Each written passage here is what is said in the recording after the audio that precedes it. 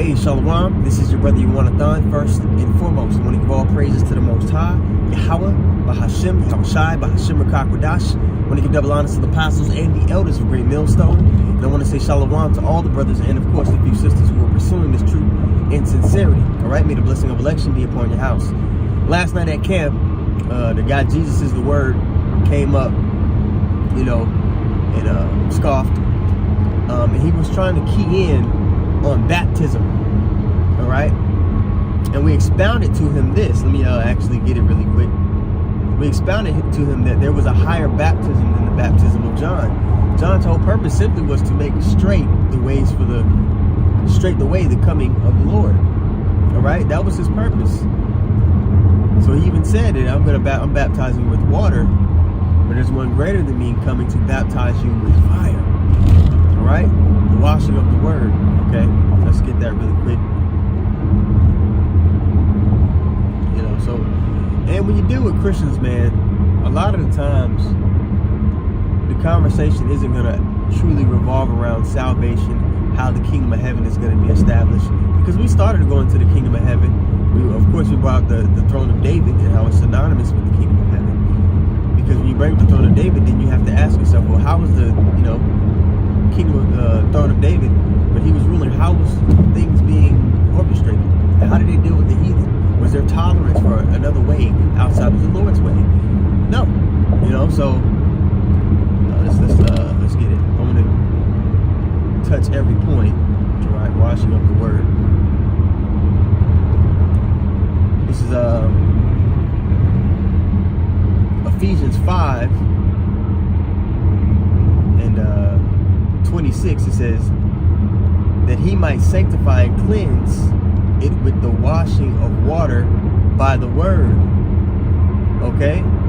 That he might present himself a glorious church, not having spot or wrinkle or any such thing, but that it should be holy and without blemish. The true baptism is the washing of the word, the living water. You see? But he tried to make that point. Well, it was substantial, so it's in the law. You got to keep it. You got to be baptized. And it was just like, okay, dude. If you're king in on that, are you trying to say that you can be saved by the law? And then he was saying, no, you can't be saved by the law. It's just a pointless conversation. Okay. In Judges 5 and 11, it tells us that we will be rehearsing the righteous acts, meaning that we will be trying to keep them to the best of our ability. All right, but the Lord isn't going to be looking for somebody when he comes back that kept the law perfectly, because he knows we can't. What he's going to be looking for is faith, those who truly believe in him. And if you have faith, obviously you're going to be keeping the ways of the Lord to the best of your ability. Okay? But when we deal with a scoffer, the first thing you want to kind of dive into is prophecy. When we try to dive into prophecy, he beat it. That's usually how it goes. They try to key in on a little point that they've been going into all week, and they say, okay, maybe I can catch him here. But no, man, the spirit of Yahushua is the spirit of prophecy. If they truly were about the Messiah, right, who the world ignorantly calls Jesus, they would be gung-ho about going into prophecy. But they never do. And then whenever you bring up things that are mentioning how the kingdom of heaven is going to be run, how it's going to be established, they try, that was past. Oh, the Edomites, they're done away with. No, the scriptures tell us that Esau will be ruling upon the Lord's return. So yeah, we tried to go into the throne of David with them. We showed them that the baptism is more spiritual than it is carnal.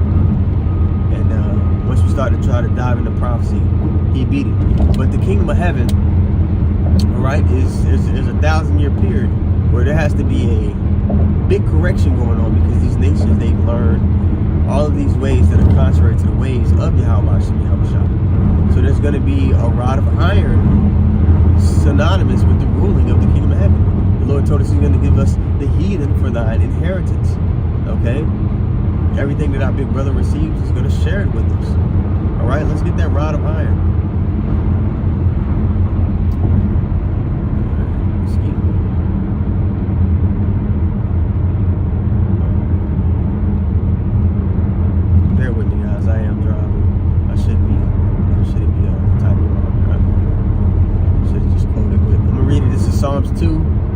8, it says, ask of me, and I shall give thee the heathen for thine inheritance. They're going to be a possession. And after this, we'll go to Isaiah, the 14th chapter.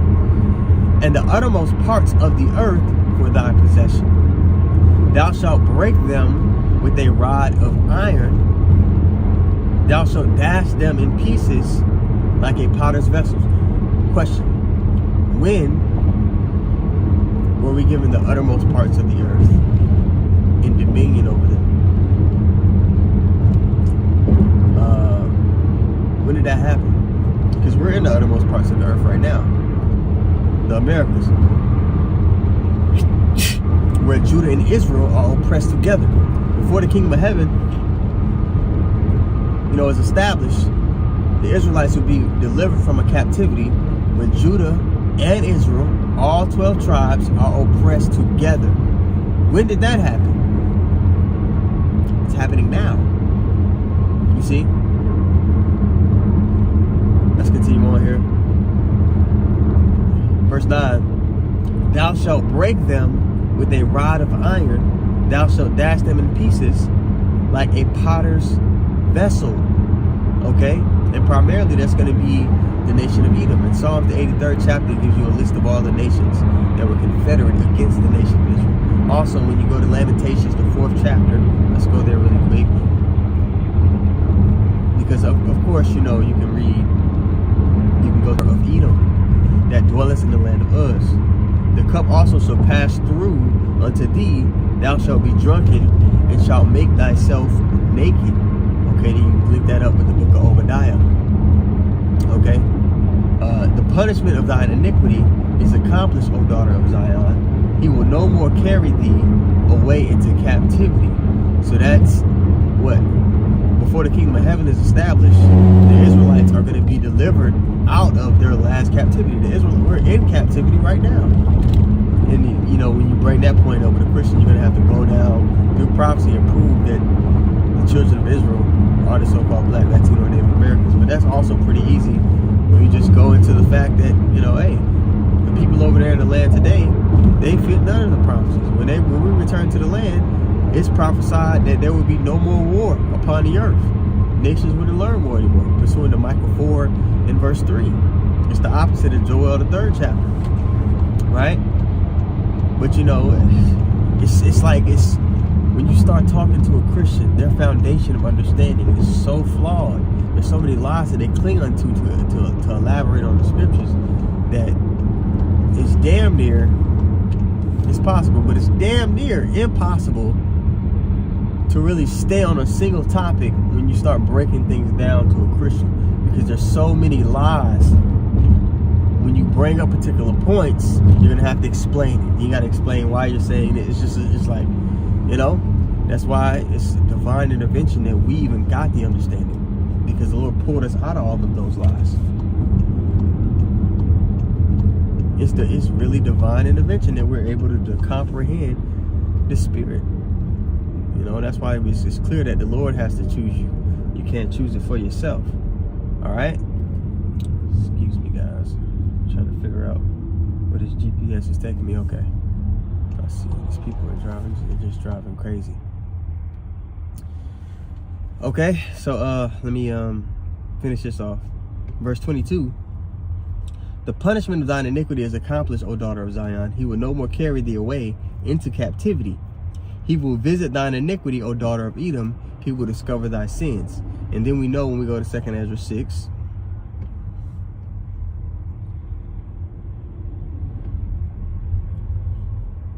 And 9, it says, for Esau is the end of the world, and Jacob is the beginning of it that followeth. Okay? So the word world there is aeon, meaning an age in the it's an age in the Greek, age of rulership or dominion. So knowing that, it's like, okay, the final age is going to be ruled by the Edomites. So the Apocrypha had to be taken out because it also lets you know who the wicked of the Bible is speaking of. Okay? Which, if you were an Edomite, pretty sure you would go to the same lengths to hide your true identity, because it would be unbeneficial to you staying in power. It would be unbeneficial to you to spin the narrative, and people are like, hey, aren't you you're the very same man that the Lord has a righteous hatred for forever. You're the very same man that's going to be taken down and made desolate. Okay, so let me see here. I know I read that. Isaiah 14. Try to keep this thing quick, man. So the kingdom of heaven is going to be on earth, and it's going to be ruled in a particular fashion. There's going to be slaves. There's going to be a judgment of many peoples, but a primary nation would be Edom. All those so-called, so-called JOO, small hats. All right, this is Isaiah 14:1. I'm just going to park. Isaiah 14:1. It reads, "For the Lord will have mercy on Jacob and will yet choose Israel and set them in their own land." The Lord's going to set the nation of Israel in their own land, and it's going to be the most public and majestic thing ever, because you got to remember, he's going to intervene in the midst of World War III, in the midst of the gathering of all the nations. When you go to Joel, the 3rd chapter, it talks about the nations being gathered in the valley of Jehoshaphat, Yehoshaphat. All right, the Lord does sit and judge, and him actually intervening in the midst of that, and eviscerating the nations. So with that destruction coming down, you have a deliverance simultaneously taking place of the elect of Israel, okay? And them being changed and made perfect, and having the heart of flesh instead of that heart of stone, having the laws written within their inward parts, okay? And yet choose Israel and set them in their own land, and the stranger shall be joined with them, the Israelite foreigners, right? And they shall cleave to the house of Jacob. And the people shall take them, the Israelites, in the first verse, are going to take another people that are Israelites, verse 2. And the people shall take them and bring them to their place, and the house of Israel shall possess them in the land of the Lord for servants and for handmaids, for slaves. In the land of the Lord. Possess them in the land of the Lord for servants and handmaids, and they shall take them captives, slaves, whose captives they were. Is that happening in the land today? And they shall rule over their oppressors. All right, now I want to jump down here. Verse 6, it says, He who smote the people in wrath with the continual stroke, Esau, he that ruled the nations in anger and persecuted, and none hindereth. The whole earth is at rest, because he's taken out of power, and is quiet. They break forth into singing. Yeah, the fir trees rejoice at thee, and the cedars of Lebanon. The trees, the earth is going to be in a better state, because this man is taken out of power. Right now, he's in power, and the earth is decaying. He's a cancer. So again, this doesn't fit the people that are in rulership today. They must be the people that are ruling before the Lord returns. Verse 9, hell from beneath is moved for thee to meet thee at thy coming. It stirreth up the dead for thee, even all the chief ones of the earth. It hath raised up from their thrones all the kings of the nations. And they shall speak and say unto thee, Art thou also become weak as we? Art thou become like unto us? This is what the nations are getting ready to say to the nation of Edom, man. To America, NATO, and the EU. You see the weak nations are even saying, I am strong. They don't have that same fear that was within them before. This man's time is up. All right, let's jump down to verse 12. How art thou fallen from heaven, O Lucifer? They're enlightened on the left-hand side. Son of the morning, and they carry out the workings of Satan. Pursuing the 2 Thessalonians 2:7-9. How art thou fallen from heaven, O Lucifer, son of the morning? How art thou cut down to the ground, which didst weaken the nations? For thou hast said in thine heart, I will ascend into heaven. I will exalt my throne above the stars of God. I will sit also in the mount of the congregation in the sides of the north. All right, so just going into his pride. Okay, Also, they shoot all their satellites and their ships up into the space, which they really haven't even gotten into space. They can't get past the Van Allen belt. All right, but they try to do all these things to become as God, but that's not for them to have. That's not for them to enjoy. That's for us to enjoy.